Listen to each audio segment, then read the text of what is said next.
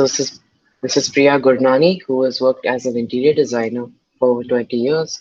So Priya, can you give us a brief introduction of your career? I started my schooling, after Bombay Scottish. I went to Rachna Sansad, where I did my diploma in interior designing. And then I started working. I did primarily commercial premises. I was on the panel of a lot of banks. After a while, I realized that I was stagnating. So I went to New York, to the New York School of Interior Design for my master's. I did my master's there, and then I came back and I continued my designing career where I was doing a lot of branches for a lot of South-based banks. I've done over 250 branches of banks, all over the country. A few years back, I decided to, join my dad in his construction business, and now presently I'm helping him with all the construction. All right. So what skill sets do you think are essential to function as a good interior designer? As an interior designer, you have to have an eye for detail. You have to be able to meticulously plan every space. You have to be able to visualize, what your design will look like once it comes to life.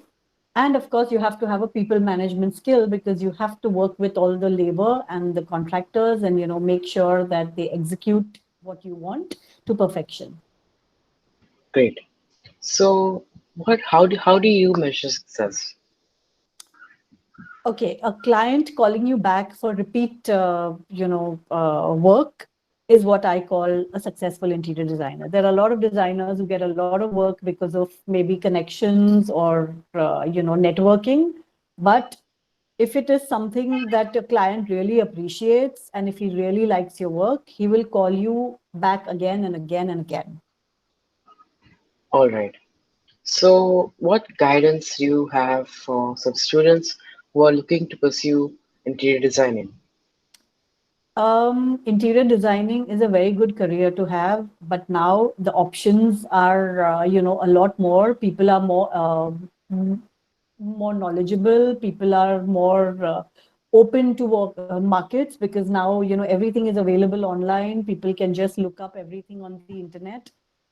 So it's very easy for somebody to, interfere in your work because they'll be like, oh, and the saying that goes, half knowledge is more dangerous. So a lot of people consider themselves to be very good interior designers. So you have to be really, really thorough in your work, and you have to make sure that you are aware of the market more than your client is.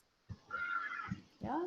So that's something that you will really, really need to have as a skill set, because if you are not aware of what is happening, you will not be able to convince your client. All right, cool.